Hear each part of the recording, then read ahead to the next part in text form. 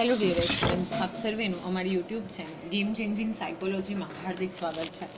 આજના વિડીયોમાં આપણે આવનારી પરીક્ષાઓ માટે મહાકુંભ ટોપિકમાંથી ક્વેશ્ચન્સ આવવાની શક્યતા છે અને સાથે સાથે જીકે પર્સપેક્ટિવથી પણ આ વિડીયો અગત્યનો છે, કારણ કે તમે સૌ જાણો છો એ પ્રમાણે કે જે મહાકુંભ 2025 ચાલી રહ્યો છે એની અત્ર તત્ર સર્વત્ર ચર્ચા છે. ઓકે, તમે કોઈ પણ મીડિયા ઓપન કરો તો તમને મહાકુંભ વિશેની જે માહિતી છે એ અવેલેબલ થઈ જાય છે.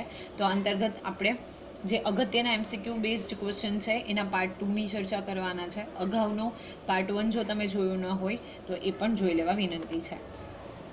તો આજનો સૌપ્રથમ ક્વેશ્ચન જે છે એ ક્વેશ્ચનની આપણે ચર્ચા કરીએ. તો આજનો ક્વેશ્ચન જે છે એ છે, what is the Mahakumbh last date? Mahakumbh પૂર્ણ થવાની અંતિમ તારીખ કઈ છે?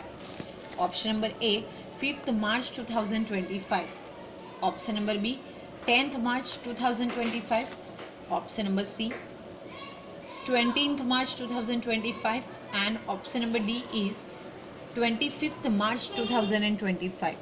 So here the correct answer is option number B, 10th March 2025 will be the last date of Mahakumbh.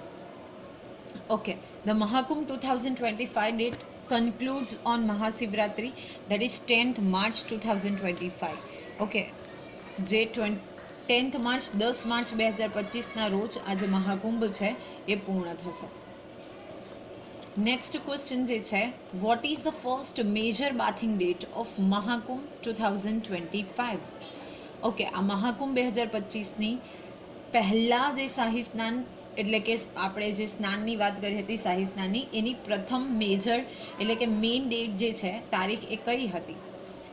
24th January 2025, 15th January 2025, 25th January 2025, and 5th February 2025. So here the correct answer is 14th January 2025. આપણે અગાઉના વિડીયોમાં પણ જોયું હતું કે 14 જાન્યુઆરી 14 જાન્યુઆરી 2025 મકર સંક્રાંતિના દિવસથી આ basically મહાકુંભની શરૂઆત થઈ હતી. તો ફર્સ્ટ ડેટ જ્યારે સ્નાન કરાયું શાહી સ્નાન, તો એની ફર્સ્ટ ડેટ હતી 14th January 2025. Makar Sankranti, that is 24th January 2025, marks the first royal bathing day of Mahakumbh 25.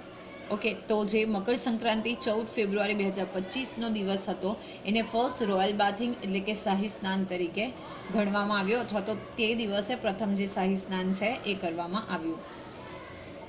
Let's check the next question. અને નેક્સ્ટ ક્વેશ્ચન જે છે એ છે, what is the meaning of the word Kumbh in Mahakumbh?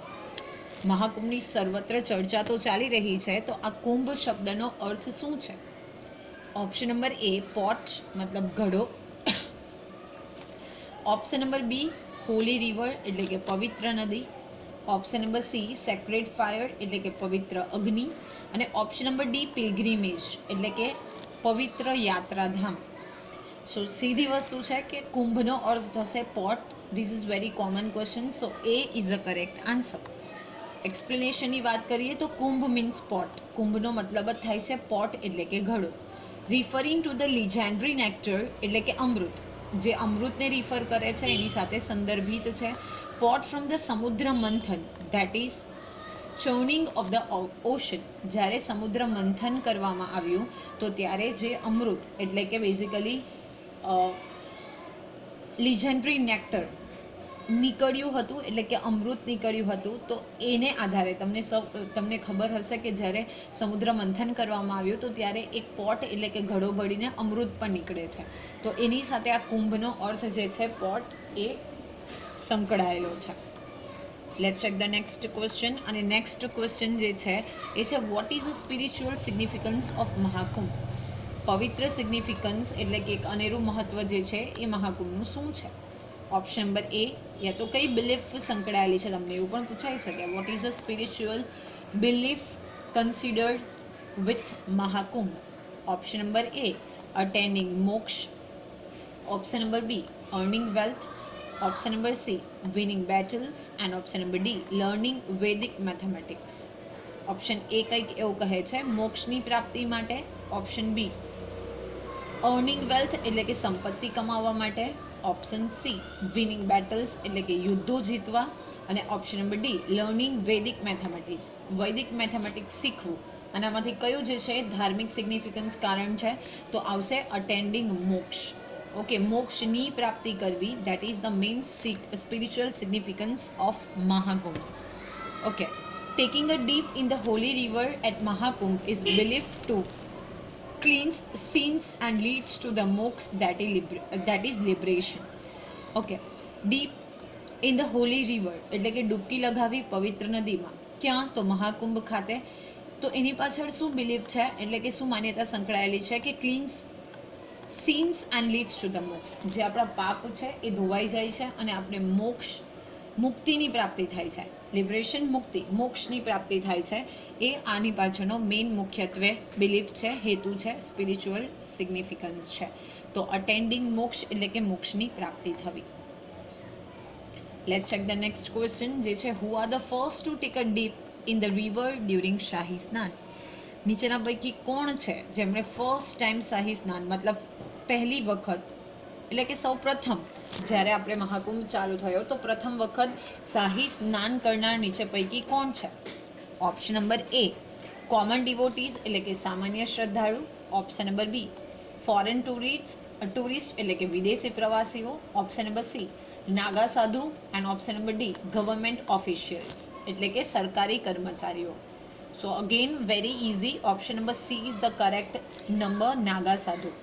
So Naga sadhus, the ascetic warriors, are the first to take a dip in the river during the Shahi Snan royal bath. જ્યારે royal બાથ એટલે કે શાહી સ્નાનનો પ્રારંભ થાય છે તો સૌપ્રથમ આ પવિત્ર શાહી સ્નાનમાં ડૂબકી એટલે કે જે સંગમ છે એમાં ડૂબકી લગાવનાર કોણ છે તો Naga sadhu. Okay, let's check the next question. અને નેક્સ્ટ ક્વેશ્ચન જે છે એ છે which river does not meet at Sangam in Prayagraj. ઉત્તર પ્રદેશના પ્રયાગરાજ ખાતેના ત્રિવેણી સંગમ છે એમાં કઈ નદીનો સમાવેશ થતો નથી? Not is given.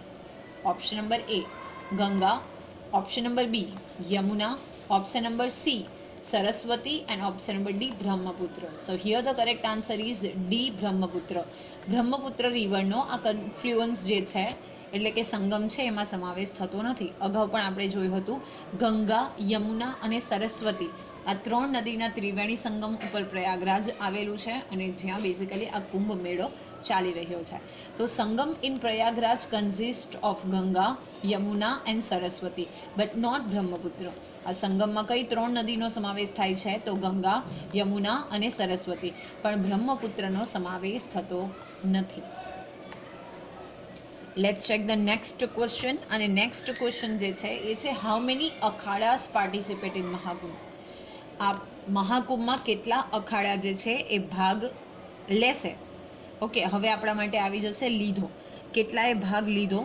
તો here option A is 8, option B is 10, option C 13 and option number D 15.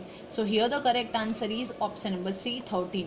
13 અખાડાઓએ આ જે મહાકુંભ છે એમાં ભાગ લીધો હતો. So there are 13 akhada, that is Hindu monastic orders. Okay, જે આપણી હિન્દુ બિલીફ પ્રમાણે જે અખાડા હોય છે 13 અખાડાએ આ બેઝિકલી મહાકુંભ મેળામાં ભાગ લીધો છે.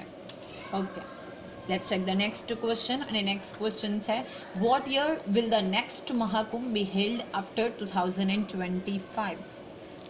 2025 પછી કયા વર્ષે ફરીથી મહાકુંભનું આયોજન કરવામાં આવશે? ઓપ્શન નંબર એ મતલબ આયોજન થશે. Option number A 2030, 2030, option number B 2033 એટલે કે 2033, option number C 2037, 2037 and option number D 2040 એટલે કે 2040. So here the correct answer is option number B 2033. 2025 પછી 2033માં ફરીથી એક વખત મહાકુંભનું આયોજન થશે. The next Mahakumbh in India after 2025 will be in 2033, that is after 12 years. તો 12 years પછી બેઝિકલી 2033માં ફરીથી એક વખત જે મહાકુંભ છે એનું આયોજન થશે. Let's check the next question. અને નેક્સ્ટ ક્વેશ્ચન જે છે એ ક્વેશ્ચન છે, which international organization reorganizes the Mahakumbh as the world's largest religious gathering? નીચે પૈકી કયા વૈશ્વિક એટલે કે ઇન્ટરનેશનલ જે ઓર્ગેનાઇઝેશન છે એણે આ મહાકુંભને વિશ્વનું સૌથી મોટું ધાર્મિક ગેધરિંગ એટલે કે ધાર્મિક મેળાવડા તરીકે ગણાવ્યું છે? Option number A WHO, that is World Health Organization. Option number B UNDP, United Nations Development Programme. Option number C UNESCO, and option number D World Tourism Organization. So here the correct answer is UNESCO દ્વારા મહાકુંભને વિશ્વનું સૌથી મોટું ધાર્મિક gathering ગણાવવામાં આવ્યું છે. તો યુનેસ્કોનું ફૂલ form અગત્યનું છે, United Nations Educational Scientific and Cultural Organization. જે યુનેસ્કો છે એનું હેડક્વાર્ટર પેરિસ ખાતે આવેલું છે. અને આપણે વાત કરીએ ઇન્ડિયાની તો ટોટલ આપણી 43 જેટલી સાઇટ્સ છે એ વર્લ્ડ હેરિટેજ સાઇટમાં ઇન્ક્લુડેડ કરવામાં આવી છે યુનેસ્કો દ્વારા. ઓકે, જે મૂર્ત અને અમૂર્ત સ્થળો હોય છે, સાઇટ્સ હોય છે, ટેન્જિબલ એન્ડ ઇન્ટેન્જિબલ, તો એ સાઇટ્સ જે છે યુનેસ્કો દ્વારા વર્લ્ડ હેરિટેજ સાઇટમાં ઇન્ક્લુડ કરવામાં આવે છે. તો એમાં 43. કદાચ જો તમને ખબર હોય તો ગુજરાતની કેટલી સાઇટ્સ આમાં ઇન્ક્લુડેડ છે તો એ વિશે તમે કમેન્ટ કરી શકો છો. Let's check the next question. અને નેક્સ્ટ ક્વેશ્ચન છે, which of the following is not part of Mahakumbh tradition? નીચે પૈકી નોટ પૂછેલું છે, એટલે કે કયો જે છે પાર્ટ નથી, એનો હિસ્સો નથી મહાકુંભ ટ્રેડિશનનો, એટલે કે મહાકુંભની જે પરંપરા છે એનો નીચેના પૈકી કયો ભાગ છે એ મહાકુંભની પરંપરામાં ઇન્ક્લુડેડ નથી? Option A Kalpavas, option number B Ganga aarti, option number C Holi celebrations, and option number D spiritual discourses. Kalpavas, Ganga aarti, Holi celebrations and spiritual discourses. So here the correct answer is Holi celebrations. Okay, ધાર્મિક સેલિબ્રેશન કરવું એટલે કે એને ઉજવણી કરવી એ મહાકુંભનો ટ્રેડિશનનો પાર્ટ નથી. તો બેઝિકલી જો આપણે વાત કરીએ કલ્પવાસની, તો કલ્પવાસ શું છે? તો કુંભ મેળામાં કલ્પવાસ એટલે કે સંગમના કિનારે રહીને ભક્તો વેદોનો અભ્યાસ અને ધ્યાન કરે છે. અને એવું માનવામાં આવે છે કે કલ્પવાસનું પાલન કરવાથી વ્યક્તિના તમામ પાપોનો નાશ થાય છે અને મોક્ષની પ્રાપ્તિ થાય છે. સાથે સાથે કલ્પવાસ દરમિયાન વ્યક્તિ પોતાના મનને શાંત કરે છે અને આધ્યાત્મિક વિકાસ વધારવાનો પ્રયાસ કરે છે.